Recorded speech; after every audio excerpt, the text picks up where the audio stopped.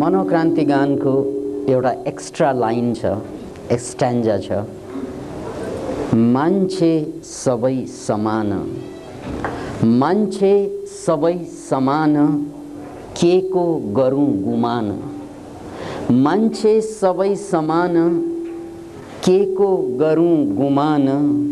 भगवान आफै भित्र नादान बन्न हुन्न। भगवान आफै भित्र नादान बन्न हुन्न। मनोक्रान्ति दर्शन विज्ञान, अध्यात्म र राजनीतिको जोडको रूपमा अगाडि आएको छ।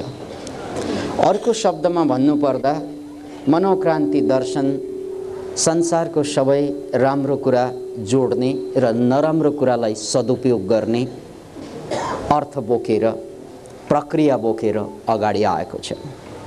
र यही सन्दर्भमा हामीले विज्ञानभित्रका आध्यात्मिकता र अध्यात्मभित्रका वैज्ञानिकता खोज्ने काम गर्दै आएका छौँ।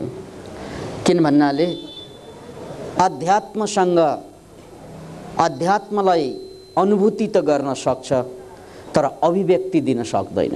यो प्रेम जस्तै हो।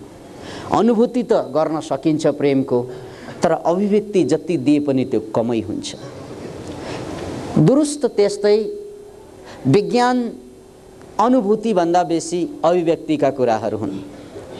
किन भन्नाले विज्ञानलाई हामीले टेक्नोलोजीको माध्यमबाट अभिव्यक्ति दिन्छौँ।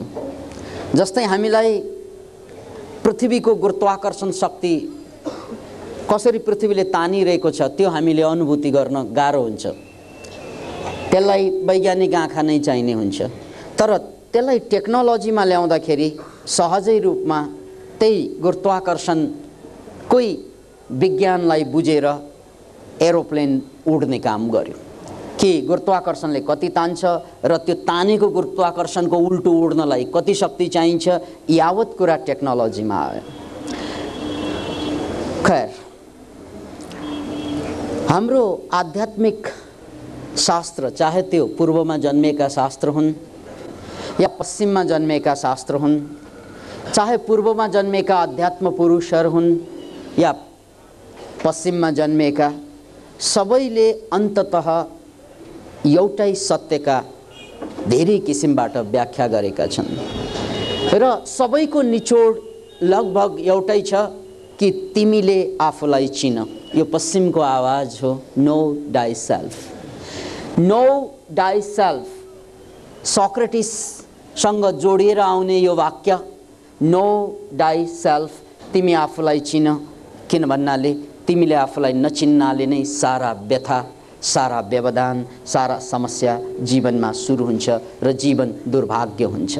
यो पश्चिमेली आवाज हो, यो पश्चिमी अध्यात्मको आवाज हो, नो डाई सेल्फ। यता पूर्वको कुरा गर्ने हो भने भगवान बुद्धको कुरा लिँदा उनी भन्छन् अत्ताही यत्तनो नाथु, तिमी तिम्रै मालिक हौ, तिमीले चिन आफूलाई। तिम्रो मालिक धरतीमा कोही पनि छैन। किन भन्नाले तिमीलाई दुःख दिने कोही पनि मान्छे जन्मेकै छैन यहाँ, किनभने सुख दिने मान्छे पनि तिमी बाहेक कोही पनि होइन। त्यसकारण कसैले तिमीलाई दुःख दिन सक्दैन, किनभने कसैले तिमीलाई सुख पनि दिन सक्दैन र त तिमी तिम्रो आफ्नै मालिक हौ। यो मालिकलाई चिन, यो मालिक आफूभित्रको मालिकलाई चिन। यो बुद्धको वचन। अब उपनिषदतिर जाने हो भने योभन्दा एक कदम अगाडि गएर अभिव्यञ्जनाको हिसाबले अझै प्रखर भाषामा भन्छन् त्वम तद असि। उपनिषदको एउटा मन्त्र छ, त्वम तद असि। त्वम भनेको तिमी, तद भनेको त्यो, असि भनेको हौ। तिमी नै त्यो हौ जसलाई तिमी ईश्वर भनी खोज्छौ। याद राख्नुस्, तिमी नै त्यही हौ जसलाई तिमी ईश्वर भनी पुज्छौ। त्यो कोही होइन, त्यो तिमी हो। उपनिषदको एउटा साह्रै मर्मस्पर्शी अभिव्यञ्जना छ, अभिव्यक्ति छ कि यो सारा संसार जसबाट बन्यो, जसले बनायो त्यो ईश्वर हो। यो सारा संसार जसबाट बन्यो, जसले बनायो त्यो ईश्वर हो। यो सारा संसार जसबाट बन्यो, बनायो त्यो ईश्वर हो र त्यो ईश्वर को हो भन्नाले त्यो ईश्वर तिमी नै हौ। Can you imagine it? यो सारा संसार जसले बनायो त्यो ईश्वर हो र त्यो ईश्वर कोही होइन, त्यो तिमी नै हौ। तिमी भित्र नै त्यो ईश्वरत्व विद्यमान छ। अतः फेरि कुरा आउँछ आफूलाई चिन्ने। त्वम तदसि, तिमीले आफूलाई जान। नाना नास्ति अत्र किञ्चन, अत्र नाना नास्ति किञ्चन, यहाँ नाना केही पनि छैन, एउटै चिज छ, त्यसलाई नै ईश्वर भनौँ या शक्ति भनौँ या ब्रह्म भनौँ, जे भन्नुहोस्। हेर्नुहोस् है, विज्ञानको गहराईमा जब वैज्ञानिकहरू उत्रिन थाले खोजमा, उनीहरूले एउटै चिज पाए कि यो सृष्टिमा एउटै चिज मात्र छ, द्याट इज एनर्जी, ऊर्जा। त्योभन्दा पहिला भौतिक चिज भन्थ्यो, एटम भन्थ्यो कि यो सारा संसार भौतिक चिजबाट निर्माण भएको छ, त्यसको अन्तिम इकाइ एटम भनिन्थ्यो। यो कुरा समाप्त भइसकेको छ, भौतिक होइन, यो सारा संसार भौतिक तत्त्वबाट बनेको होइन, त्यसको पछाडि छ ऊर्जा, एनर्जी। सो अहिले क्वान्टम फिजिक्ससम्म आउँदा भौतिकता होइन, संसारको आधार भौतिकता होइन, वस्तु होइन, पदार्थ होइन, संसारको आधार हो, आधारशिला हो ऊर्जा। तर दुर्भाग्य कतिपय मान्छे अझै पनि भौतिकवाद फलाकेर हिँड्छन्। मलाई लाज लाग्छ ती मान्छेहरूलाई देख्दा, किन भन्नाले उनीहरूले क्वान्टम फिजिक्स पढेका होलान्, कतै स्कुलमा पढ्नुपर्छ, क्वान्टम E=mc² का फर्मुलाहरू पढ्नुपर्छ, कलेजमा पढ्नुपर्ने कुरा हो कि सन् 1905 मा अल्बर्ट आइन्स्टाइनको थ्योरी आइसकेपछि नै यो कुरा स्पष्ट भइसक्यो कि यो सारा संसारको आधारशिला कार्ल मार्क्सले भने जस्तो या न्युटनले भने जस्तो या जोन डाल्टनले चाहिँ ठम्याए जस्तो भौतिक कण चाहिँ अन्तिम होइन यो संसारको। त्योभन्दा पर एउटा अवस्था छ, एउटा अस्तित्व छ, त्यसलाई वैज्ञानिकहरूले एनर्जी भनियो। सो यो सारा विश्व ब्रह्माण्ड एनर्जी हो, नथिङ एल्स। भौतिक होइन, भौतिकवाद होइन, ऊर्जावाद। अर्को शब्द दिने हो भने शक्तिवाद, ऊर्जावाद, एनर्जीवाद, जे नाम रुच्छ, जे नाम पच्छ त्यसलाई स्वीकार गर्नुहोस्। यो सारा संसार एउटा वेभ हो, एउटा तरङ्ग हो। किन भन्नाले ऊर्जा भनेको भौतिक होइन, त्यो तरङ्ग हो। It's just vibration, everything is vibration, सबै कुरा भाइब्रेसन हो। विज्ञानको गहराईमा पुग्दा विज्ञानले के अहिलेसम्मको विज्ञानको निचोड के रह्यो त भन्नाले विश्व ब्रह्माण्ड भौतिकता होइन, विश्व ब्रह्माण्ड वेभ हो, तरङ्ग हो। यो कम्पायमान हो, यो कम्पन हो, मात्र कम्पन।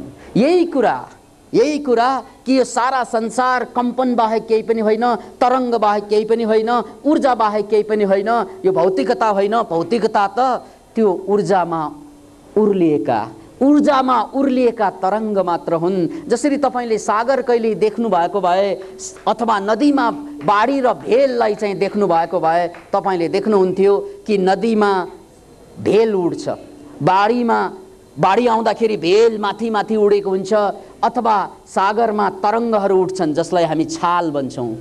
तर वास्तवमा छाल सागरमा माथि माथि जति माथि उठे पनि अन्ततः सागरमा नै विलय हुन्छ। किन भन्नाले छालको कुनै अस्तित्व हुँदैन, छालको कुनै सत्यता हुँदैन, छालको कुनै व्यक्तित्व पनि हुँदैन। किन भन्नाले छाल भनेको त्यही पानीको एउटा तरङ्ग हो र त्यही पानी समुद्रमा फेरि विलय हुन्छ। त्यस्तै यो सारा भौतिकता जसलाई तपाईले तत्त्व भन्नुहुन्छ, यी सबै तत्त्वहरू, यी सबै वस्तुहरू, यी सबै भौतिक कुराहरू जम्मै चाहिँ एउटा छाल हो, ऊर्जामा उर्लिएका छाल। ऊर्जा महासागर हो, अस्तित्वको महासागरमा उर्लिएका छालको नाउँ हो भौतिक पदार्थ, भौतिक वस्तु। तपाईँ एउटा छाल, म एउटा छाल, यो ग्लास एउटा छाल, यो फूल अर्को छाल, साना साना अरबौं खरबौं अनन्त अनगिन्ती छालहरू भौतिकको रूपमा प्रकट हुन्छ। हेर्दा तस्बिर लिँदा त देखिन्छ छाल पनि, टिक्रिक्क लिँदाखेरि हेक्क छाल हेक्क गरेको देखिन्छ।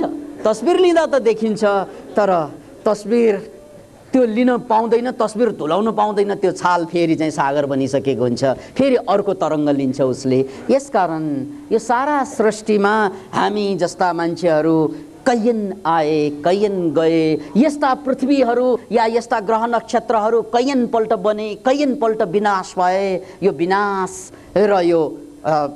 विनाश र विकासको प्रक्रिया जहिले पनि जारी रह्यो र अहिले पनि जारी छ, पछि पनि जारी रहन्छ। यो सम्पूर्ण तरङ्ग मात्र हुन्, भौतिक तरङ्गहरू देखिने यी जति पनि कुराहरू छन् त्यो पछाडि त्यसको पछाडि ऊर्जाको महासागरमा आएका तरङ्ग हुन्, यति मात्रै बुझ्ने हो। अब आध्यात्मिक दृष्टिकोण के हो त? यो त भौतिकवादकै दृष्टिकोण हो, फेरि यो त विज्ञानकै दृष्टिकोण हो फेरि, कि भौतिकवाद हुँदा हुँदा हुँदा हुँदा भौतिकवाद यहाँसम्म पुगे कि भौतिकवादको पछाडि भौतिकवाद छैन, ऊर्जावाद छ, ऊर्जा एनर्जी छ भन्ने कुरा त भौतिकवादकै व्याख्या हो अथवा विज्ञानको व्याख्या हो। अब आध्यात्मिक व्याख्या, आध्यात्मिक दृष्टिकोण के छ त भन्नाले यो सारा विश्व ब्रह्माण्डमा एउटै चिजले बनेको छ। एउटै चिज, जसरी वैज्ञानिकहरूले यो सारा विश्व ब्रह्माण्डको पछाडि एउटै चिज छ त्यो एनर्जी भनियो, त्यस्तै अध्यात्मले पनि यो सारा सृष्टि बन्नुको पछाडि एउटै चिज छ, त्यसलाई चाहिँ ब्रह्म भनियो। उपनिषदमा त्यसलाई ब्रह्म भनिन्छ, विभिन्न धर्ममा त्यसलाई ईश्वर भनिन्छ। यो सारा सृष्टि जसले गर्यो, यो सारा ब्रह्माण्ड जसले सिर्जना गर्यो त्यो ईश्वर हो, याद राख्नुहोस्। त्यसको पछाडि ईश्वर हो, ईश्वरकै कारणले गर्दा यो सारा चिज चाहिँ प्रकट भएको र एक दिन ईश्वरमै विलय हुन्छ। ईश्वर बाहेक यहाँ केही पनि छैन, यसकारण यो जम्मै ईश्वरै ईश्वर छ। यही कुरालाई उपनिषदले बडो मार्मिक भाषामा भने, ईशावास्यमिदं सर्वं यत्किञ्च जगत्याम जगत् तेन त्यक्तेन भुञ्जिथा मा गृध कस्य स्विदनम। यो सारा संसार नै ईश्वर हो, तँ पनि ईश्वर होस्, म पनि ईश्वर हुँ, तँ ईश्वर खान्छस् र ईश्वर नै हग्छस्। तेरो हगाई पनि ईश्वरै हो, तेरो खवाई पनि ईश्वरै हो, ईश्वर बाहेक केही पनि छैन। त्यसकारण ईश्वरले ईश्वर पाउनु पर्दैन, त्यसकारण ईश्वरले ईश्वरलाई पूजा पनि गर्नु पर्दैन, ईश्वरले ईश्वरलाई ढोग्नु पनि पर्दैन, तर ईश्वरले आफूलाई चिन्नुपर्छ। किन भन्नाले ईश्वरले आफूलाई चिनेन भने नश्वर ठान्छन्, म मर्छु भनेर डराउँछन्, मैले मार्छु भनेर तम्सिन्छन्। त्यस कारण ईश्वरले आफूलाई चिन्नुपर्छ। यो चिनेपछि बल्ल गएर ए म चाहिँ नश्वर होइन रहेछ, म पनि ईश्वर रहेछ गाँठे भन्ने कुरा बोध हुन्छ। हामी जम्मै ईश्वर हौँ। हाम्रो पछाडि विज्ञानको भाषामा हामी जम्मै ऊर्जा हौँ, एनर्जी हौँ। विज्ञानको भाषामा, अध्यात्मको भाषामा हामी जम्मै ईश्वर हौँ। त्यसकारण तपाईँले मन्दिर र मस्जिदमा ईश्वरलाई खोज्नु पर्दैन, चर्च र सिनेगगमा गएर चाहिँ टाउको ठोक्नु पर्दैन, आफूलाई चिने पुग्छ। तिमी नै ईश्वर हौ, तिमीले आफूलाई चिन, तिमी नै ईश्वर हौ। यो अध्यात्मको कुरा हो। त्यसकारण अध्यात्मवाद भन्नासाथ चाहिँ कति मान्छेलाई के लाग्न सक्छ त भन्नाले यो पूजापाठका कुराहरू हुन्, अध्यात्मवाद भन्नासाथ कर्मकाण्डका कुराहरू हुन्, यी संस्कृतिका इकाइ हुन्। यसलाई तपाईँले अध्यात्मसँग नजोड्दा हुन्छ। किन भन्नाले विभिन्न समाजमा धर्मसँग अध्यात्मसँग जोडिएका संस्कृति हुन्छन्। पूजापाठका कुराहरू, कर्मकाण्डका कुराहरू यो संस्कृतिका इकाइ हुन्। योसँग अध्यात्मको लिनुदिनु, धेरै नजिकको लिनुदिनु केही पनि छैन। त्यसकारण यहाँनिर हामीले बुझ्नै पर्ने कुरा के त भन्नाले आध्यात्मिक विशुद्ध अध्यात्ममा आउँदाखेरि ईश्वरलाई बाहिर खोज्ने होइन, तिमी नै ईश्वर हौ, तिमी आफूभित्र खोज, आफूलाई चिन। हेर्नुहोस् है, पश्चिमेली अध्यात्मले पनि त्यही भन्छ, आफूलाई जान, नो डाइ सेल्फ। पूर्वी अध्यात्मले पनि त्यही भन्छ, तिमी नै ईश्वर हौ, त्यसकारण चिन गाँठे, चिन। तिमी सुतिरहेका छौ, तिमी नजागुन्जेल तिमीले आफूलाई चिन्दैनौ, नजागुन्जेल तिमी ईश्वर होइन, नश्वर हौ। किन भन्नाले तिमीले आफूलाई नश्वर ठान्छौ र जब जाग्छौ त्यो बेला बल्ल थाहा हुन्छ, ओहो म त कहिल्यै नमर्ने, कहिल्यै नजन्मिने ईश्वर छु। नैनम छेन्दन्ति शस्त्राणि नैनम दहति पावक न चैनम क्लेदन्ति आपोह न शोषयति मारुत। म कहिल्यै नजन्मिने अजन्मा त्यो तत्त्व हुँ भन्ने कुरा तब बोध हुन्छ जब तिमीले यो शरीरको पर्दाको पछाडि हेर्न सक्नेछौ। यो अध्यात्मको कुरा हो। अब यो अध्यात्मको कुरालाई विज्ञानसँग नजोडिकन, टेक्नोलोजीसँग नजोडिकन हामीले बुझ्न सक्दैनौँ मित्र। यति भन्दाखेरि यो कविता जस्तो, विचार जस्तो, भावना जस्तो, दर्शन जस्तो, आफ्नो कुरा जस्तो है, सबैको आफ्नो फिलोसफी छ। तपाईँको त्यो फिलोसफी परे गाँठे, मेरो अर्कै छ लज्जा भनेर बस्छन्। कति मान्छेले यसलाई मान्दैनन् है। अब यो मान्यता र अमान्यताको सवाल आउँछ यहाँनिर। बस म मान्यता र अमान्यतालाई चाहिँ हटाएर त्यसको वैज्ञानिकता पेश गर्दैछु। अब विज्ञान र टेक्नोलोजीले के भन्छन् त त्यो कुरालाई हिजो मात्रै मैले रेडियोमा पेश गरेको एउटा उदाहरण यहाँनिर प्रस्तुत छ। यो मस्तिष्क जसले हामीलाई सञ्चालन गरिरहेको छ, यो खोपडीभित्र कतिवटा साना साना इकाइहरू जसलाई हामी कोष भन्छौँ, सेल भन्छौँ इङ्ग्लिसमा, मस्तिष्कका कोषलाई इङ्ग्लिसमा न्युरोन्स भनिन्छ। हाम्रो मान्छेको खोपडीभित्र अहिलेसम्मका पछिल्ला रिपोर्टले, वैज्ञानिकहरूले के बताएका छन् भने यो मस्तिष्कभित्र, मान्छेको मस्तिष्कभित्र कतिवटा चाहिँ कोषहरू छन्। जस्तै यो एउटा घर बनाउनको लागि तपाईँलाई 50,000 इँटा लाग्न सक्छ, 1 लाख लाग्न सक्छ। यो घरको अन्तिम इकाइ भनेको इँटा हो। त्यस्तै यो खोपडीको अन्तिम इकाइलाई न्युरोन्स भनिन्छ।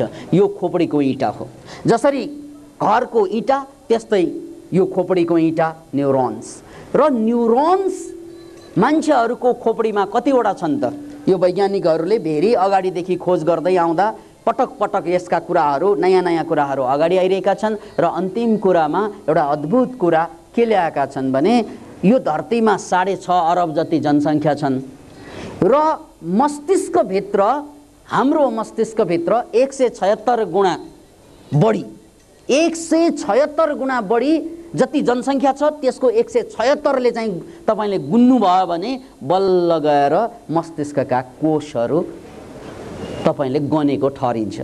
अर्थात् यो मस्तिष्कभित्र कतिवटा इँटाहरू छन् त अथवा कोषहरू, न्युरोन्सहरू छन् त भन्नाले त्यसको सङ्ख्या नेपालीमा भन्दा नील हुन्छ। नील भनेको हामीले करोड, अरब, खरब यसरी चाहिँ 10 खरब अनि नील यसरी जान्छ नि। हो, यो नील, 1 नीलभन्दा बेसी यो खोपडीभित्र हाम्रा मस्तिष्कका कोषहरू छन्। पुनः एकपल्ट याद राख्नुहोस्, हाम्रो खोपडीभित्र इङ्ग्लिसमा भन्दा 1 million cells are there, neurons are there inside your brain or inside your skull. तपाईको खोपडीभित्र 1 मिलियन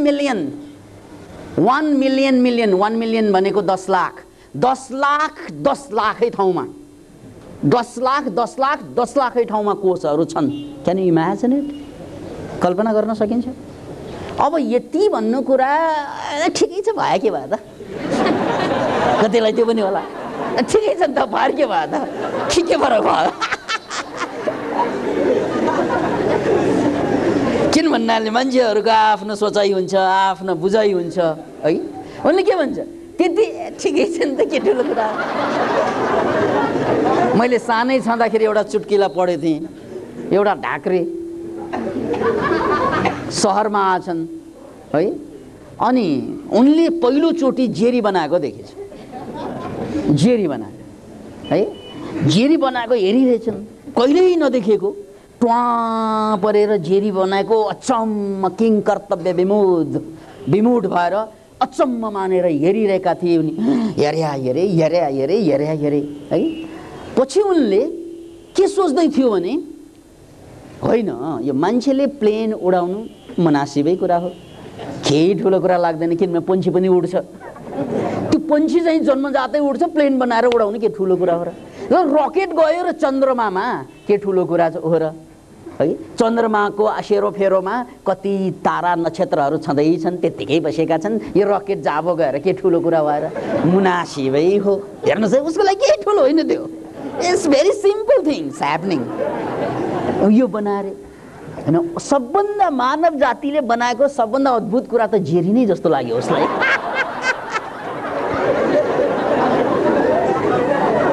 अहिलेसम्म मान्छेले के रकेट उडाएकोमा उनलाई आश्चर्य भएन है, प्लेन उडेकोमा आश्चर्य भएन। आश्चर्य जेरीमा किन आश्चर्य भयो त भन्नाले गाँठे, यो जेरीको सेरोफेरोमा कतै प्वालै छैन। प्वाल नभएको जेरीमा त्यहाँ भित्र चास्नी कसरी पस्छ, यो उसको प्रश्न हो। किन भन्नाले प्वाल कतै छैन, तर चाहिँ चास्नी भरेको हुन्छ खाँदाखेरि। सोचाइ, समझ, बुद्धि भनेको आफ्नो हुन्छ। त्यसकारण यो मान्छेको खोपडीभित्र गाँठे तपाईँ थाहा छ,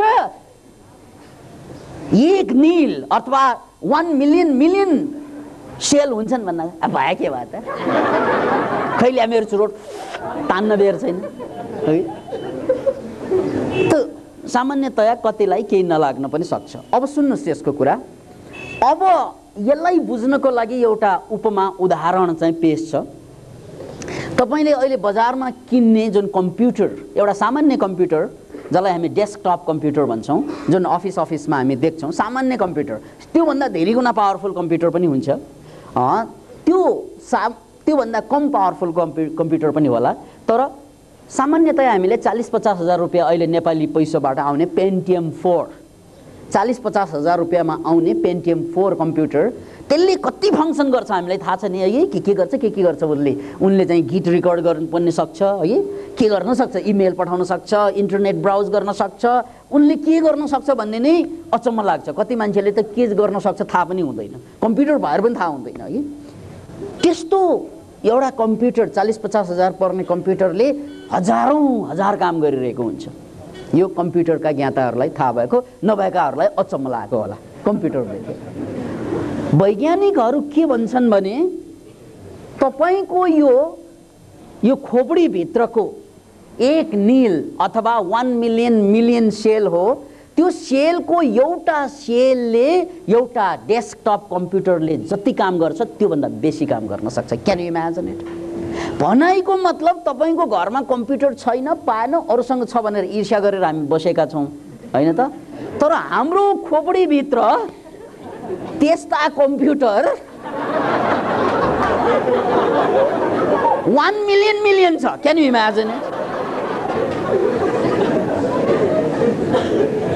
हेर्नुहोस्, नपत्याए यो कुरा मैले कम्प्युटरको अगाडि, त्यो डेस्कटपको अगाडि भन्दाखेरि ऊ हाँस्दैन, तपाईँ हाँसिरहनु भएको छ। किन भन्नाले तपाईँ कम्प्युटर त्योभन्दा पावरफुल। यही प्रमाण हो, यही कुरो मैले त्यो कम्प्युटरको अगाडि भन्दाखेरि उसले रेकर्ड त गर्ला, तर ऊ हाँस्दैन सोचस्फूर्त। रेकर्ड गर्न सक्छ तर सोचस्फूर्त हाँस्दैन। तर तपाईँले यो कुरा सुनेर हाँस्यो नि, कति पावरफुल छ यो कम्प्युटर। अझै पावर देखायो नि हो। किन इमेजिन? त्यसैले याद राख्नुहोस् यो कुरा, त्यो कम्प्युटर जतिसुकै पावरफुल भए पनि त्यो कम्प्युटरले तपाईँको कोठाबाट ओर्लिएर र तल आज चाहिँ बोर भयो हिँड्न जाउँ भनेर भन्न सक्दैन। त्यसलाई हिँड्न जाने कम्प्युटर बनाउन सकिन्छ यद्यपि, तर हिँड्न कम्प्युटर जसलाई हामी रोबोटै भन्छौँ, त्यो रोबोट पनि मान्छेको आदेश नभइकन हिँड्दैन। तपाईँलाई त आदेशै चाहिँदैन, बोर भयो भने खुरखुरी हिँड्छ।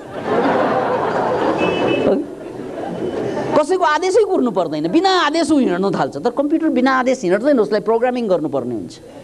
अतः हामीले बुझ्नुपर्ने कुरा के त भन्नाले मान्छेको यो खोपडीभित्रको कम्प्युटरको भन्दा बेसी जुन क्यापासिटी छ, एउटा कम्प्युटर होइन अनन्त कम्प्युटर भन्दाखेरि अब त मान्छे भगवानै हो कि हो। यो सबै कम्प्युटर हो भने त हामी भगवान हो भन्ने कुरामा त शङ्कै छैन। यदि साँच्चै एउटा न्युरोन्सको ताकत, एउटा न्युरोन्सको क्षमता यदि कम्प्युटरको भन्दा बेसी छ भने हाम्रो खोपडीभित्र त खरब जुन भएको न्युरोन्स हो त्यत्रो त कम्प्युटर काम भयो, हामी त भगवानै भयौँ, त्यसमा शङ्का भयो। अब अर्को एउटा उदाहरण पनि तपाईँ हामीले चाहिँ बुझ्नै पर्छ। त्यो उदाहरण के त भन्नाले हेर्नुहोस्, अलेक्जेन्डर द ग्रेटले संसारलाई जित्नको लागि एउटा नयाँ आइडिया निकालेको थियो। एउटा नयाँ आइडिया, उनको नयाँ आइडिया भनेको के त भन्नाले विद्यमान समय, उनको समयसम्म जसरी लडिन्थ्यो युद्ध, त्यो युद्धको स्ट्र्याटेजी जसलाई रणनीति भनिन्छ, त्यो रणनीति उनको समयसम्ममा लड्ने जुन तरिका हो, जुन प्रणाली हो, त्यो प्रणालीमा उनले ठ्याक्कै चाहिँ एउटा नयाँ चाहिँ प्रणाली चाहिँ जोडे। त्यो नयाँ प्रणालीको कारणले गर्दा, उनको एउटा नयाँ आइडियाको कारणले गर्दा उनी विजयी बने, विश्वको पहिलो विजयी। यो पनि याद राख्नुहोस्, गजबको कुरा उनको सन्दर्भमा भन्नुपर्दा अलेक्जेन्डर द ग्रेटले के गरे त भने त्योभन्दा पहिलाका सेनाका चाहिँ सेनापतिहरू कहिले पनि युद्धको फ्रन्टमा आएर लड्दैनन्, उनीहरू जहिले पनि पछाडि बस्छन्। याद राख्नुहोस् है, युद्धमा जहिले पनि अहिले पनि व्यूह नीति के हुन्छ त भन्नाले सबभन्दा भारे भुरी चाहिँ सेनाहरू अगाडि, त्योभन्दा महत्त्वपूर्ण अलिकति पछाडि, त्योभन्दा महत्त्वपूर्ण झनै पछाडि, अनि सेनापति त कहाँ हुन्छ थाहा नै हुँदैन। सेनापति त अगाडि नै आउँदैन, काठमाडौँमा हुन्छ होला। युद्ध चाहिँ कता कता सुदूरमा भइरहेको हुन्छ, सेनापतिहरू त काठमाडौँमा है। सम्भवतः त्यस्तै होला संसारभरिमा अहिले। तर यो युद्ध नीतिलाई उनले छोडेर पहिलोचोटि उनले के आइडिया निकाले त भन्नाले होइन, यदि म पछाडि बस्यौँ भने, पछाडि मात्रै बस्यो भने त सेनाहरूको मनोविज्ञान कमजोर हुन्छ, सेनाहरूले चाहिँ दिल खोलेर लड्दैनन्। त्यसकारण दिल खोलेर लडाउनको लागि म अगाडि आएर बस्ने भने बल्ल ढुक्क के हुन्छ भन्नाले हाम्रा सेनापति अगाडि हुनुहुन्छ। ल हेर्नुहोस् है, एउटा आइडिया नम्बर 1।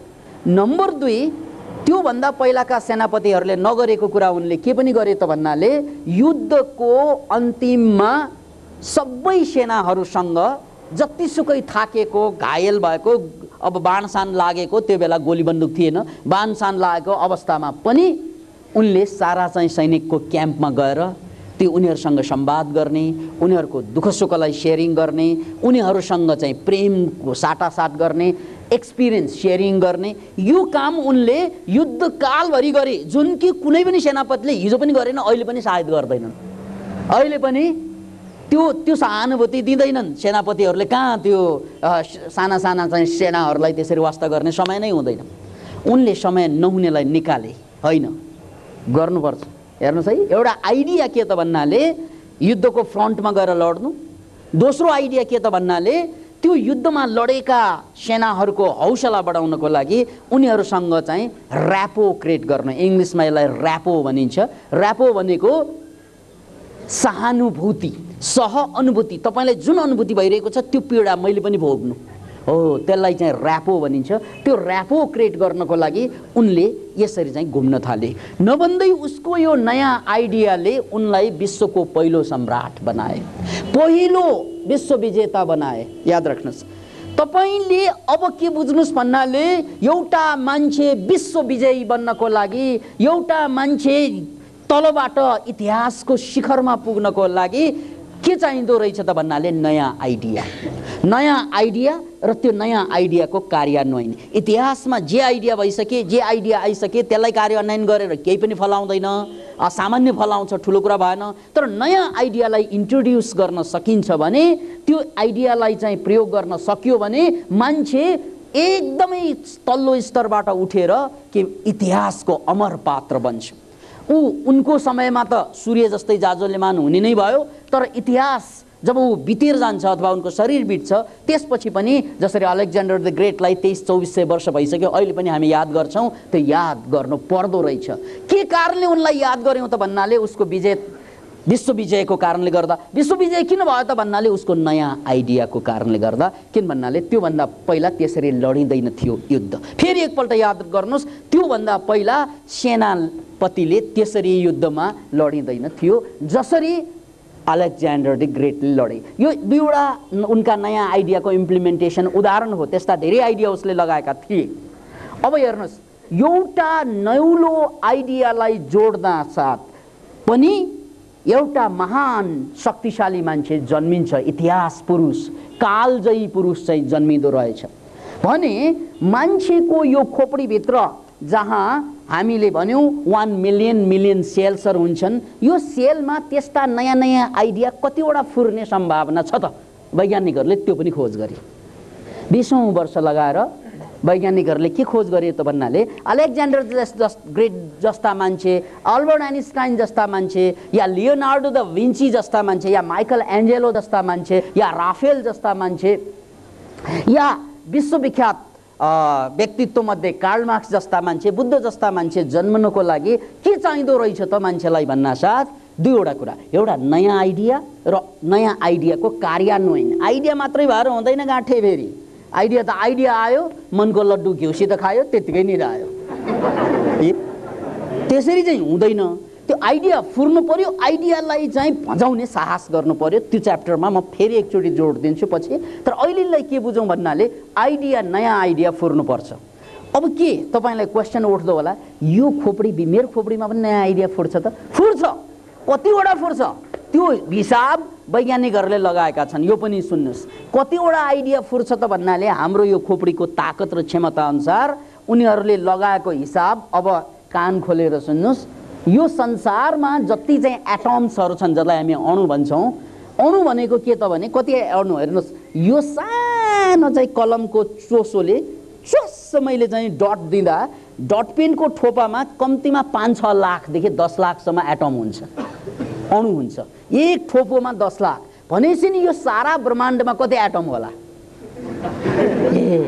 फेरि एकपल्ट डट पेनले क्वाको घोच्यो भने 5 लाख, अर्को क्वाको घोप्यो भने 10 लाख, अर्को घोप्यो 15-20 बढ्दै जान्छ। भनाइको मतलब एउटा सानो एउटा फुलभित्र अरबौं एटम्सहरू हुन्छन्। विश्व ब्रह्माण्डमा कति हुने होला? विश्व ब्रह्माण्डमा जति एटम्स छन् त्यतिवटा नै आइडिया, नयाँ आइडिया फुर्न सक्छ रे। के भनेको इमेजिन इट। हामीले कल्पना गर्न सक्दैनौँ, यो कल्पना हार्छ। त्यहाँ वैज्ञानिकहरूले यतिकै भनेको होइन, यति पत्ता लगाउनलाई 20औं वर्ष उनीहरूले रिसर्च गरिसकेपछि हो अब त मान्छे भगवानै हो भन्ने त लाग्यो होला नि। यदि यो साँचो हो भने भन्नु त पर्यो, किन आफूलाई थाहा छैन। यदि यही साँचो हो भने 2-4वटा आइडियाले मान्छेलाई चाहिँ विश्वविख्यात बनाउन सक्छ। अब खरबौं घरि है, त्यति आइडियाले त मान्छेलाई के मात्रै बनाउने, त्यसको हिसाबै हुँदैन। त्यसकारण मान्छे भगवान हो नै भन्ने कुराको प्रमाण यसरी वैज्ञानिकहरूले जुटाएका छन्। अब यो भगवानको कुराबाट अलिकति म अर्को एउटा अनौठो कुरा चाहिँ फेरि भन्दैछु। हेर्नुहोस् है, मान्छे गरिब बन्छन्, आफूलाई पैसै छैन, म दरिद्र खत्तम यार, खै 5 रुपियाँ ल्यान तनम भए, जन्मै बेकार भयो। वैज्ञानिकहरूले भर्खरै मात्र एउटा लन्डनको ल्याबोरेटरीमा गरेको रिपोर्ट, एउटा मान्छेको जस्तो आँखा बनाउनुको लागि, यस्तो आँखा जसले चाहिँ सबै कुरा देख्न सक्छ र देखेर चाहिँ व्याख्या गर्न सक्छ है। व्याख्या गर्नु भनेको छुट्याउन सक्छ उसले रङ्ग। यसरी चाहिँ यो आँखाले जति फङ्सन गर्छ नि, अचम्म छ नि कुरा। आँखाले किन देख्नु, यो हातले पनि त देख्नु पर्ने नि, देख्दै देख्दैन है। यो आँखा कति सेन्सिटिभ होला, त्यो लेन्सेसहरू है। त्यस्तो सेन्सिटिभ लेन्सेसहरू जोडेर मान्छेको जस्तै आँखा यदि ल्याबोरेटरीमा बनाउनु पर्यो भने कति पैसा लाग्छ भनेर हिसाब गर्दाखेरि 5 अरब निकाले पैसा। Can you imagine it? एउटो आँखो बनाउनलाई 5 अरब रुपियाँ लाग्छ। त्यस्तो त 2वटा सबैसँग छन्। Can you imagine it? त्यसकारण हामीले यो आँखा 2वटा आँखा मात्रै बनाउनु पर्यो भने 10 अरब पर्छ। त्यो 10 अरब बोकेर आफूलाई चाहिँ 5 रुपियाँ ल्या भन्न त मिलेन।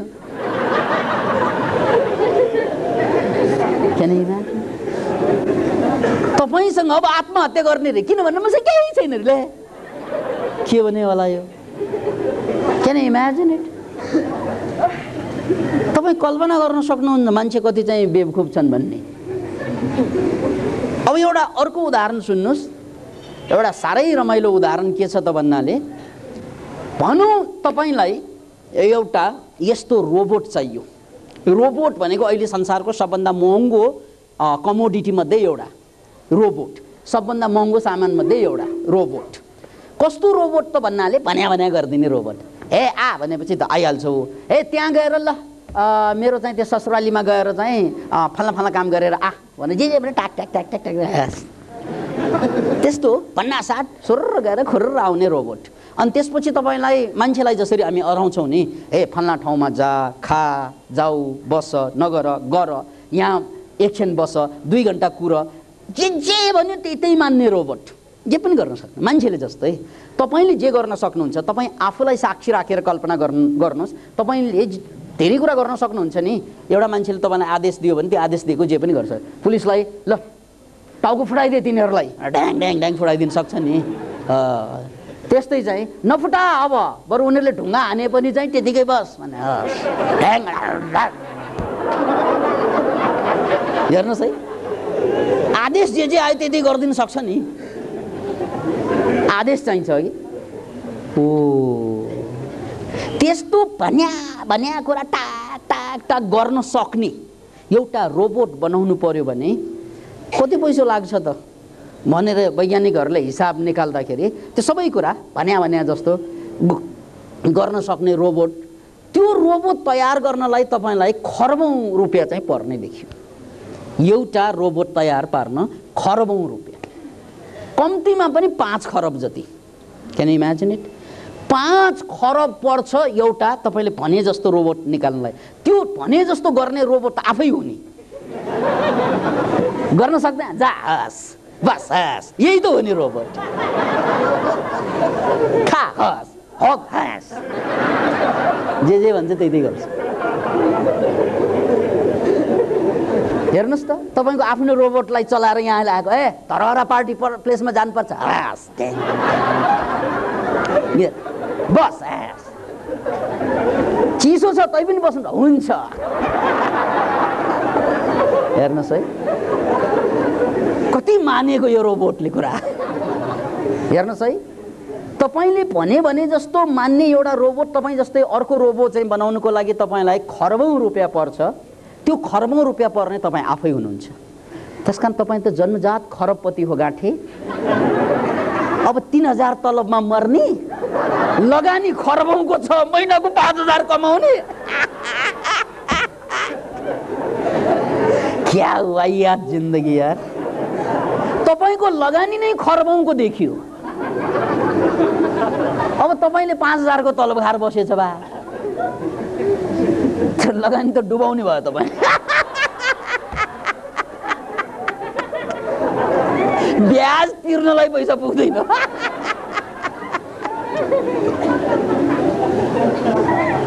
नपत्याए। कतिलाई यो जोक गरे जस्तो लाग्ला, म जोक गर्दैछु नि, म जोकको शैलीमा सिरियस कुरा भन्दैछु। याद राख्नुहोस्, म शैली मेरो जोकको हो, तर कुरा गाँठे बडो सिरियसको छ। सुन्नु यसलाई, हालसालै मात्रै वैज्ञानिकहरूले बजारमा चाहिँ मान्छेको यो हाडखोडको भाउ जुन बिक्छ नि, एउटा किडनी बेच्यो भने 10 लाख आउँछ ट्याक्कै है। एउटा आँखा बेच्यो भने चाहिँ 4-5 लाख भन्दा कम हुँदैन। त्यस्तै ग्राहक पर्यो भने 20-25 लाख पनि हात पर्छ, त्यसमा शङ्कै छैन है। त्यो सबैलाई थाहा छ। त्यो वैज्ञानिकहरूले के रिपोर्टिङ गरे त भन्नाले, ल मान्छेको चाहिँ यो अङ्ग प्रत्यङ्ग सबैलाई चाहिँ भनौँ न बजारमा बिक्ने भाउ मात्रै राखेर बेच्दाखेरि कति आउँछ भनेर निकाल्दाखेरि 3.5 अरबदेखि 4 अरबसम्म निकालेका छन्। त्यो 4-5 अरब त तपाईँले अहिले बोकेर यहाँ आइसक्नु भएको छ। नपत्या एउटा आँखा बेचेर हेर्नुहोस्। ठिकै छ, आँखा ठुलो लाग्छ भने किडनी दिनु, किडनी केही फरक पर्दैन। 2वटा छ होइन, एउटा दिन। आँखाले अलिकति फरक पार्ला, तर किडनी त भित्रको कुरा के थाहा। तपाईँ अहिले यो तपाईँको गोजीमा जसरी चाहिँ मान्छेहरूको चाहिँ अलिअलि पैसा, करोडपतिहरू पनि अलिअलि पैसा लिएर हिँड्छन् नि, कति भन्दा 500, 1000, 2000, 10,000 जति टक्क लाग्यो। यो अहिले चाहिँ यो 4.5 अरबहरू लिएर हिँडेका छन्। हेर 3.5 अरब गोजीमै। Can you imagine it? यस्तो मान्छेले आफूलाई 2000, 4000, 10,000, 20,000 मा लिलामी गर्न त भएन नि गाँठे, बोल लगाउनु त भएन नि आफ्नो हो। किनभने यो अनन्त शक्ति र सम्पत्ति हामीसँग छ, र त्यो शारीरिक रूपमा पनि बुझियो, मानसिक रूपमा पनि बुझियो, क्षमताको रूपमा पनि बुझियो।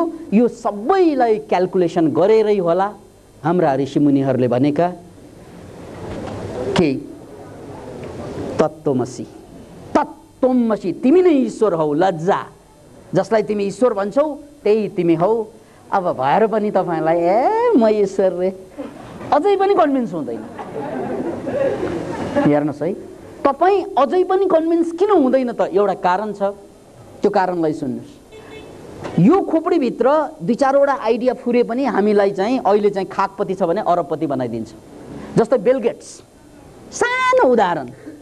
बिल गेट्स भन्ने एकजना मान्छे जो चाहिँ सामान्य परिवारमा जन्मेको, सबैलाई थाहा छ, तर उसको खोपडीमा जुन आइडिया फुर्यो नि, के फुर्यो त भन्नाले माइक्रोसफ्टको जुन चाहिँ कल्पना उनले अगाडि सार्यो, त्यो आइडियालाई जुन अन्जाम दियो इन्टरनेटको, खास गरेर बिल गेट्सलाई चाहिँ यो सारा संसारको चाहिँ मालिक बनाइदिनुमा इन्टरनेटको चाहिँ हात छ, र इन्टरनेटको अवधारणामा उनको चाहिँ देन चाहिँ जुन गएर जोडियो, त्यो आइडियाको कारणले, आइडियालाई चाहिँ इम्प्लिमेन्टेसनको कारणले गर्दा आज उनी एउटा साह्रै गरिब परिवारबाट अथवा चाहिँ सामान्य परिवारबाट अहिले संसारको सबभन्दा धनी मान्छे छ।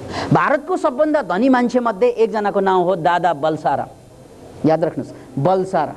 त्यो बलसारा भन्ने मान्छे अहिले भारतको सबभन्दा धनी मान्छे मध्येका एक हुन्, टप 10 मा पर्छन्।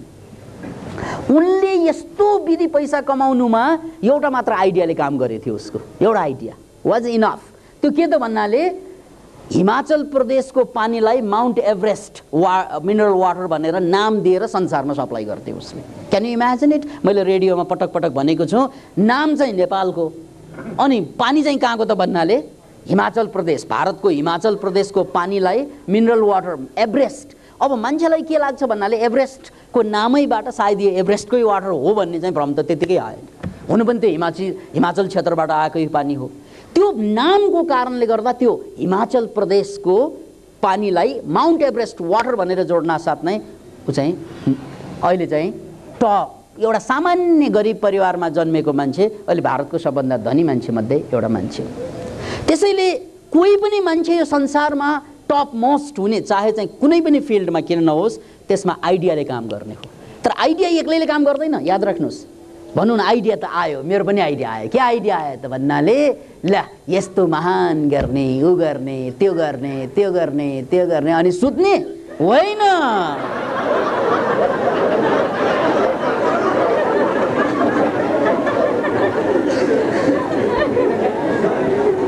याद राख्नुहोस्, त्यो आइडियालाई अन्जाम दिने। आइडिया आयो, अब त्यो आइडियालाई चाहिँ इम्प्लिमेन्टेसन गर्नको लागि साहस जुटाउने, मरी मेट्ने त्यसको लागि एउटै सूत्र छ।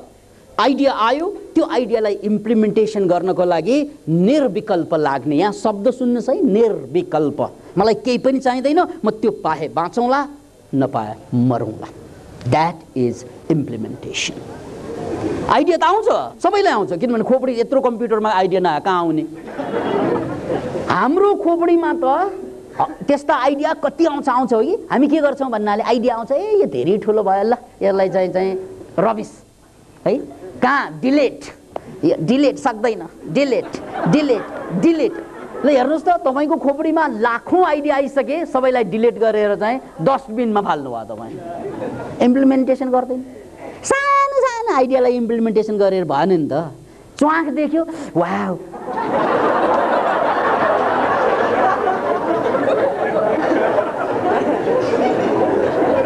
है, त्यो पनि आइडियै हो। उसँग बे गर्न पाए, आहा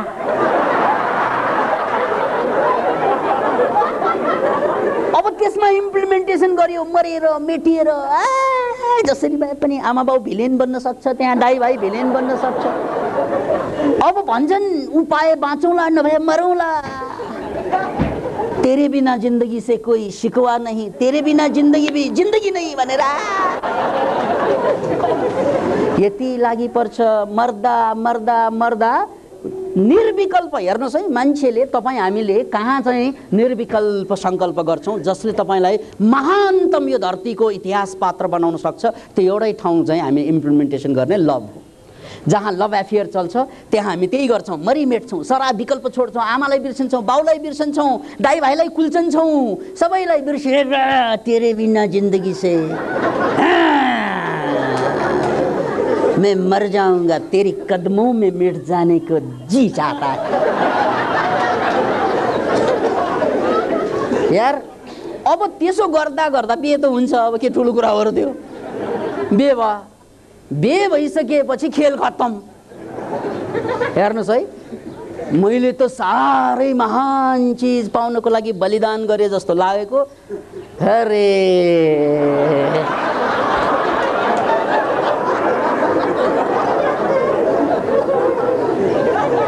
अरे भाइ, केटालाई केटी, केटीलाई केटा भनेको त गधालाई घाँस हो।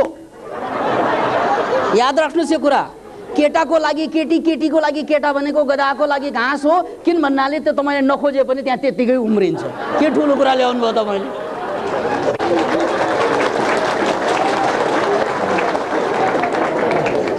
नखोजे पनि अरे यार, जसको लागि तपाईँ चाहिँ मरिमेटिरहेको चाहिँ तेरे बिना जिन्दगी से गई अरेर तपाईँले नखोजिकन त्यतिकै बस्नु, ऊ खोजेर आउँछ सुन्दै।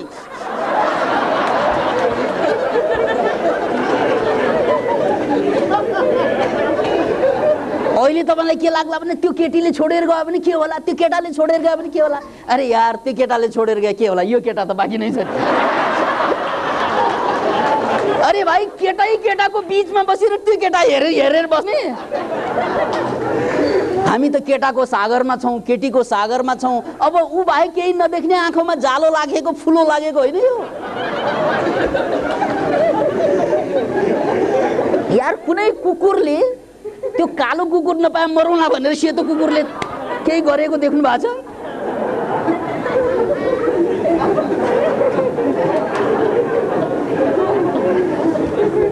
त्यसकारण केटाको लागि केटी, केटीको लागि केटा भनेको गधाको लागि घाँस हो। त्यो गधा जन्मनु अगाडि चाहिँ त्यो चौरमा त्यतिकै जन्मिसकेका छन्। You can have everywhere anywhere and for free. सित्तैमा तपाईँले पैसा तिरेर चाहिँ पछि लाग्नै पर्दैन। तपाईँ चुपचाप बस्नुहोस्, पैसा तिरेर पछि लाग्ने आउँछ। तपाईँलाई पैसा तिर्न आउँछ।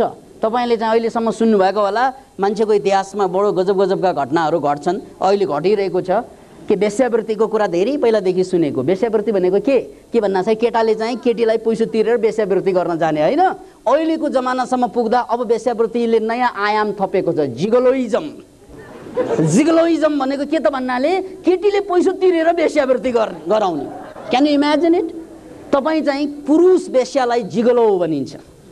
पुरुष वेश्या कहिले सुन्नु भएको छ? केटी वेश्या त्यो सुनिएको इतिहासभरि छ। अहिले चाहिँ हाम्रो प्रगति कहाँसम्म भयो त भन्दा पुरुष वेश्या पाइन्छ। अरे यार, पैसा पनि आउने, तपाईँले खोजेको पनि पाइने, दुवै चल्दो रहेछ नि त। त्यसकारण त्यो गधाको घाँस हो मित्र। त्यो जहाँ पनि पाइन्छ, जता पनि पाइन्छ, जहिले पनि पाइन्छ, फ्रीमा पाइन्छ। याद राख्नुहोस्, तपाईँले पैसा तिरेर जिन्दगी बर्बाद गर्नु पर्दैन त्यहाँ। It's for free.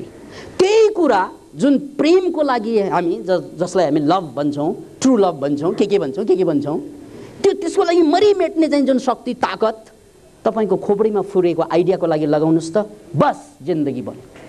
एकजना केटीको लागि, एकजना केटाको लागि जुन तन मन धन लगाउँछौँ, तपाईँले खोपडीमा फुरेको आइडियाको लागि लगाउनुहोस्, तपाईँ सिकन्दर महान भयो, मुकद्दरका सिकन्दर भयो तपाईँ। अहिले त्यो हेर्नुहोस् है, तपाईँले खोपडीमा फुरेका आइडियाको लागि त्यही बलिदान, त्यही त्याग, त्यही तत्परता देखाउन सक्यो भने तपाईँ मुकद्दरका सिकन्दर हुनुभयो। नत्र भने त्यो केटी केटाको पछि पछि लागेर मात्रै जिन्दगी बर्बाद गर्ने हो भने मुकद्दरका छुचुन्दर भयो।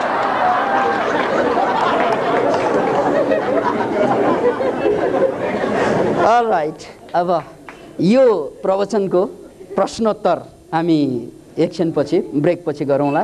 त्यो शान्ता मानवी केन्द्रीय सदस्य नेकपा एमाले, एकछिन बसिदिनुहोस् प्लिज, प्लिज नउठिदिनुहोस्। डाक्टर योगी विकासानन्दज्यू, उहाँसँग मैले एउटा रेडियो कार्यक्रममा सँगै बोल्ने अवसर पाएको छु, उहाँको अन्तर्वार्ता लिने अवसर पाएको छु।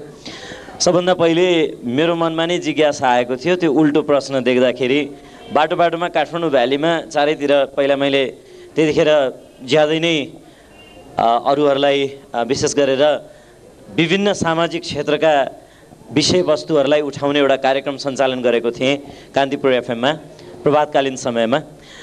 तारेमाम कार्यक्रम जुन अत्याधिक लोकप्रिय पनि भयो, तर धेरै लामो समयसम्म सृजना एउटै बाटोमा किन डोरिँदैन भने अघि नै योगीज्यूले भने जस्तै विचार एउटै रूपलाई प्राथमिकता दिइन्न, विचारका अनेकन रूपलाई मानिसले पत्याउँछन्। त्यसैले विचारहरू अनेकन चाहिन्छन्, रेडियो र टेलिभिजनमा पनि ती विचारहरू अनेकन फुराउन सक्नुपर्छ र त्यो प्रतिस्पर्धामा सामेल हुन सक्नुपर्छ। त्यसैले विगत 8 वर्षभन्दा पनि अगाडिदेखि 14-15वटा जति कार्यक्रम हप्तामा सञ्चालन गर्दै आएको छु, व्यस्त रहँदै आएको छु र आजको यो समारोहमा आउन पाउँदाखेरि नितान्त खुसी छु। तर तपाईँहरू आदरणीय दाजुभाइ दिदीबहिनीहरू जो यहाँ हुनुहुन्छ निकै नै भाग्यमानी हुनुहुन्छ, यस्तो प्रवचन सुन्न पाउनु भएको छ। एउटा भनाइ छ, आहार निन्द्रा भय मैथुनानी समानी चैतानी निर्णाम पशुनाम ज्ञानोभी अधिक मानव विशेष ज्ञान नै हिन पशुभी समान। आहार निन्द्रा भएर मैथुन भन्ने त जनावरले पनि गर्छन्, तर मानिसमा एउटै कुरा बढी हुन्छ, त्यो हो ज्ञान। ज्ञान नै सबभन्दा ठुलो कुरा हो, विजडम। ज्ञानको अथाह भण्डार छ डाक्टर योगी विकासानन्दभित्र। उहाँ ज्ञानी पुरुष हुनुहुन्छ, ज्यादै धेरै अध्ययनशील हुनुहुन्छ, ज्यादै धेरै पुस्तकहरू पढ्नु भएको छ ज्यादै विद्वान व्यक्ति हुनुहुन्छ। त्यसैले उहाँका पुस्तकहरू म पढ्न पाउँछु। तपाईँहरू जस्तो भाग्यमानी छैन जो सुनेर तत्काल धेरै कुरा एकैचोटि सुन्न पाऊँ। पुस्तकहरू पढ्नको लागि त समय लाग्छ, त्यसलाई समय दिनुपर्छ। मैले उहाँका पुस्तक पढेको छु, आफै पनि धेरै कुराहरू चिन्तन गर्छु। एउटा जीवन दर्शनको कार्यक्रम पनि चलाउँछु, स्वेट मार्टिनका किताबहरू पनि पढ्छु। धेरै कुराहरू त्यसबाट पनि थाहा हुन्छन्, जीवनको एउटा व्यवस्थित आधार भन्ने कुरा। र यदि जीवनलाई व्यवस्थित कसरी बनाउन सकिन्छ भन्ने बारेमा थाहा पाउनुभयो भने तपाईँले जीवन बाँच्न पनि रमाइलो लाग्छ। होइन भनेदेखि व्यवस्थित जीवनको आधार थाहा पाउनु भएन भने तपाईँलाई जीवन नै निरर्थक लाग्छ। त्यसैले सबभन्दा ठुलो कुरा व्यवस्थित जीवनको आधारको ज्ञान प्राप्त गर्नु हो। त्यो ज्ञानको भण्डार भएका व्यक्तिहरूको सङ्गतले पनि वास्तवमा चतुर बन्न सकिन्छ, ज्ञानी बन्न सकिन्छ। एउटा रमाइलो भनाइ छ, when dove begins to associate with the crows, its feather remains white but its heart grows black. एउटा जब परेवा कुनै कौवाको बथानमा गएर मिसिन्छ त्यसको प्वाँख त सेतै हुन्छ, तर त्यसको मुटु त्यो कौवा जस्तो एकदम चनाखो कालो भइसकेको हुन्छ, एकदम चतुर भइसकेको हुन्छ। त्यसैले मलाई जहाँसम्म लाग्छ डाक्टर योगीको नजिक बस्ने तपाईँहरू पनि भोलि पर्सि ज्ञानी नै बन्नुहुनेछ। यहाँ यसरी ज्ञानी पुरुषको अगाडि आएर बस्दाखेरि मलाई एकैछिनमा पनि कस्तो अलौकिक एकदम आनन्दको शिखरमा पुर्याइदिनु भयो। अब व्यस्त रहन्छु, धेरै सृजनाको काममा व्यस्त रहन्छु। मलाई कहिलेकाहीँ के हुन्छ भने पैसा धनको कुरा पनि गर्नुभयो योगीज्यूले। आफू अनेकन दुःखबाट कार्यक्रम सञ्चालन गर्न जाँदाखेरि जब माइक्रोफोन अगाडि पुग्छु सारा दुःख हराउँछ मेरो। म त्यसभित्र एकदम त्यो भनौँ न डुबुल्की मार्छु। मलाई एउटा त्यो प्रेम बसेको छ माइक्रोफोनसँग। अब म त के उद्घोषक रहेछु र लाज लागेर आउँछु योगीज्यूको अगाडि, होइन? योगीज्यूको उद्घोषणको कला जुन छ कम्युनिकेटिभ, तपाईँहरूलाई एकैछिन बोर नपार्ने, यस सिद्धान्तमा म पनि अडिग हुन्छु। बोल्दा बोल्दै अरूलाई बोर नलागोस् है भनेर योगीज्यू मरिमरि हँसाउनुहुन्छ। अनि त्यसै गरी एक एकजना व्यक्तिलाई कन्सन्ट्रेट गर्नुहुन्छ। यो पावर, यो ज्ञानी व्यक्ति भएर पनि कतिपय पक्षमा त यस्ता कुराहरू पनि नजानिएको हुन्छ। अरूलाई मन्त्रमुग्ध बनाउने कसरी, एक एक व्यक्तिलाई आफूप्रति आकर्षित गर्ने कसरी, योगीज्यूमा यसको ज्ञानको अथाह भण्डार छ। मलाई त कहिलेकाहीँ योगीज्यूले बोल्ने बेलामा भगवान् रजनीश आदि इत्यादि भन्दा पनि एउटा महानतम उहाँले एउटा गुण लिनुभएको छ कि आफै भित्रको अलौकिक सिद्धान्त लिनुभएको छ कि जस्तो लाग्छ। यस्ता महान पुरुषहरू, ज्ञानी पुरुषहरू छन् संसारमा। जो व्यक्तिले उल्टो मनोक्रान्तिबाट सुरु गर्नुभएको छ, उल्टो प्रश्नवाचक चिन्ह, त्यो मैले सबभन्दा पहिले सुन्न पाएँ, बुझ्न पाएँ। आफैले आफैलाई, संसारलाई बदल्नु छ, सुरु आफैबाट गर्नु छ। तपाईँबाट नै सुरु हुन्छ, यो एकजनाबाट नै सुरु गर्नुपर्छ भन्ने जस्तो। त्यो हुनाले उद्घोषणको एउटा नैतिकता हुन्छ, एथिक्स हुन्छ। त्यो एउटा प्रबल नैतिकता मैले उहाँभित्र पाएँ। बडो राम्रो उद्घोषण गर्नुहुँदो रहेछ। मैले त यहाँ आएर उद्घोषण पो सिक्ने मौका पाएँ।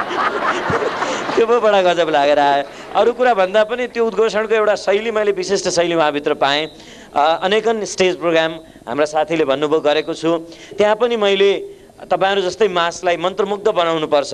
उद्घोषणको सिद्धान्तै त्यही हो, हरेक व्यक्तिलाई बोर नलागोस्। गायकले एउटा गीत गाएर त हाफ प्यान्ट लाएर उफ्रेर जान्छ, तर हामीले त त्यो मासलाई अन्तिमसम्म उफार्नुपर्छ। त्यो बडा गजब लाग्छ। एउटाले गोलमेट हानिदियो भने छैन, होइन? अथवा बोर लाग्दा लाग्दै भाग भनिदियो भने छैन, त्यसलाई पनि सम्हाल्नु पर्यो, होइन? भाग भन्न खोज्दाखेरि कहाँ दाग लागेको छ र भन्नुपर्छ, है?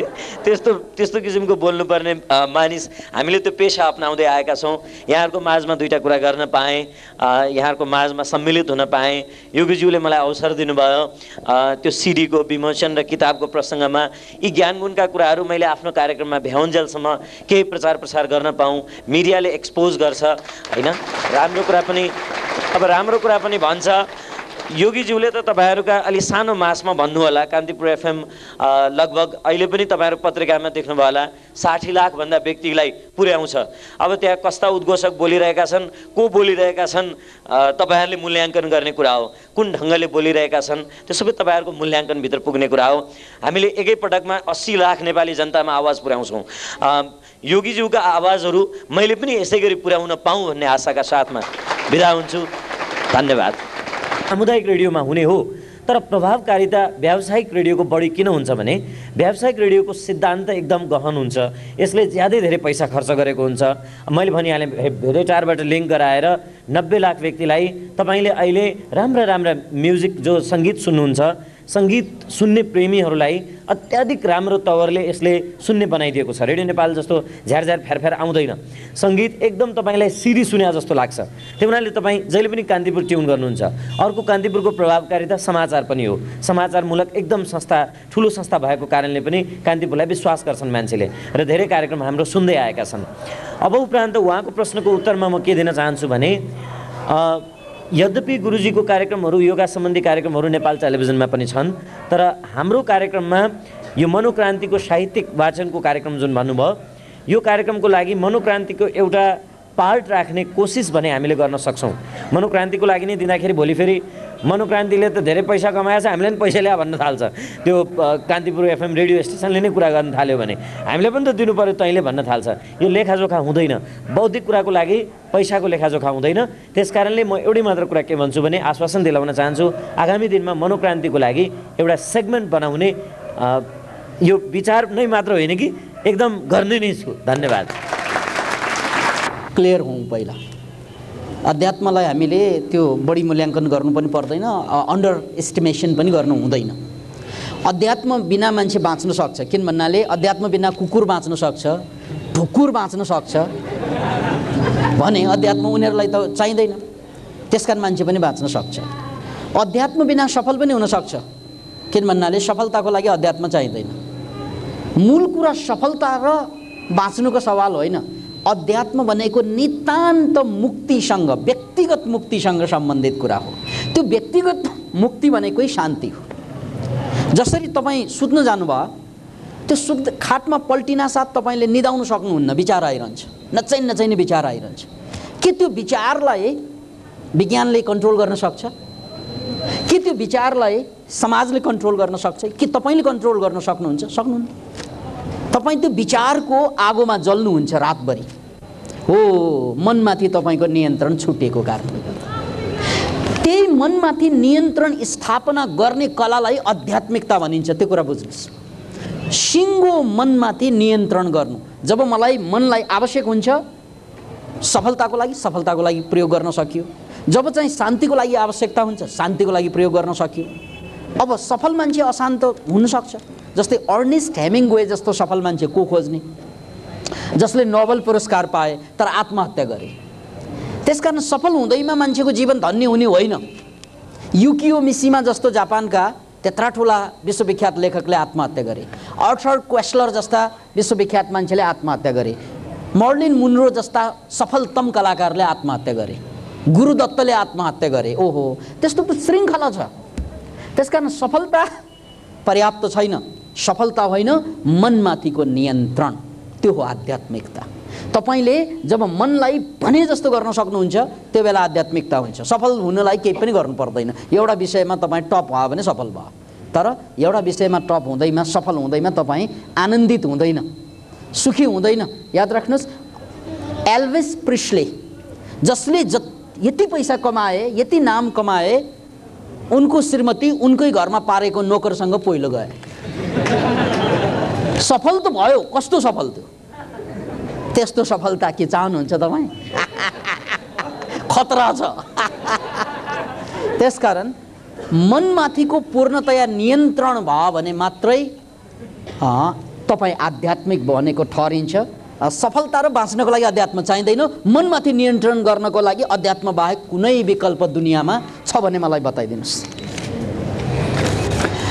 आदरणीय गुरुदेव प्रणाम। मान्छे आफै भगवान हो भने गल्ती काम किन गर्छ?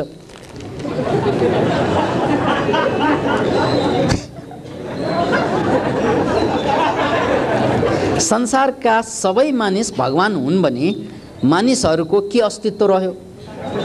के संसारमा मानिस नै छैनन्? नरेन्द्र रौले थाहा छ। अब मैले पुरानो कथा उपनिषदको दोहोऱ्याउनु पर्छ यहाँ है। एकचोटि एकजना गुरुदेवले सबै ब्रह्म हुन्, ब्रह्म भनेको भगवानै हो, ब्रह्म हुन्, तँ पनि ब्रह्म, म पनि ब्रह्म, सबै ब्रह्म भनेर सिकाएको रहेछ प्रवचनमा। अनि एकजना मान्छे तपाईँ जस्तै एउटा लक्का जवान घर फर्किँदाखेरि फुर्ती लाएर म ब्रह्म म भगवान भनेर हिँडेछ बाटोमा, त्यत्तिकैमा एउटा हात्ती आएछ अगाडिबाट। हात्तीको माउतेले के भन्छन्, ए न अगाडि न, यो हात्ती पागल छ न भन्छन्। पागल भएर के भयो, त्यो पनि त ब्रह्मै हो, गुरुदेवले भन्नुभएको, त्यो पनि भगवानै हो, जान्छु म भगवानको अगाडि, भगवान जान के डराउने। अगाडि गए, सुँडले बेरेर फालिदियो, हात खुट्टा भाँचियो। त्यसपछि चाहिँ प्लास्टर गरेर गुरु कहाँ पुगे, गुरुदेव तपाईँको प्रवचनको प्रसाद यही हो भन्छ। किनभने तपाईँले सबै ब्रह्म भन्नुभयो, सबै ब्रह्म भन्नुभएको कारणले गर्दा अब हात्ती पनि पागल भयो कि त ब्रह्मै हो भगवानै हो भनेर अगाडि गएको, त्यसले फालिदियो मलाई। अनि गुरुले सोधे, अनि तिमी चाहिँ अगाडि जाँदाखेरि के त्यो माउतेले केही भनेनन्? भन्नु त भनेको हो, अगाडि नआ त भनेको हो, तर तपाईँको प्रवचनले मलाई चाहिँ धोका दियो। सबै भगवान भन्नुभयो हो कि भनेर अगाडि गएँ, फालिदियो मलाई भने। हो तिमीले गल्ती गर्यौ, तिमीले गल्ती गर्यौ। के गर्यौ त भन्नाले हात्ती जुन ब्रह्म छ नि, त्यो ब्रह्मलाई अर्को ब्रह्मले नियन्त्रणमा लिइरहेको थियो। त्यो माउते पनि त भगवान हो नि, त्यसकारण तिमीले त्यो माउते भगवानको कुरा नसुनेको कारणले गर्दा हात्ती भगवानले तिमीलाई दण्ड दिएको भन्छ।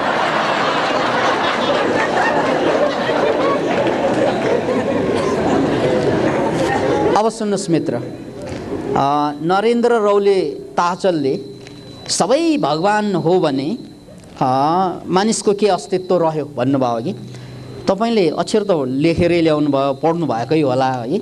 अब म तपाईँलाई यो भगवानको भाषामा बुझाउँदिनँ, किन भन्नाले भगवान भनेको एब्स्ट्र्याक्ट कुरा हो, म तपाईँलाई साइन्सको भाषामा बुझाउँछु।